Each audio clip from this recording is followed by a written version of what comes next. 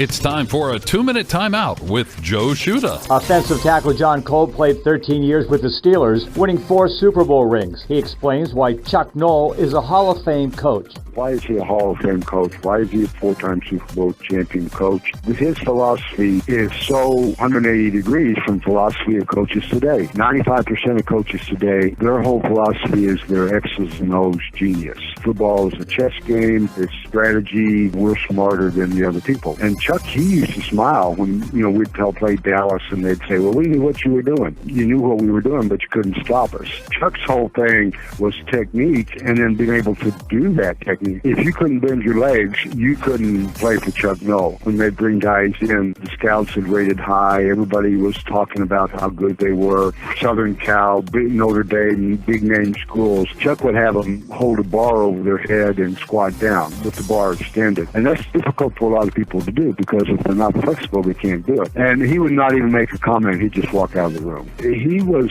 interested in how well you could fundamentally move and getting better one day at a time. The other thing that worked is we had 3 games a week and sometimes 4. We had a game on Wednesday, we had a game on Thursday, we had a game on Friday, and that game was against Dwight White and John Banzak. And then sometimes I had a game on Sunday, which was against a guy that wasn't as good as those 2 guys. But our practices were all out, very physical practices. We had a team fight 2 days before the Super Bowl against the Rams because the practice was so intense, and all of a sudden, Jack Lambert threw a punch, and you can't allow that, so somebody clobbered him right back, and it broke into a fight. Well, you'd think everybody would be singing Kumbaya 2 days before Super Bowl, but no, the practices were intense. I'm Joe Shuda with this 2-minute timeout.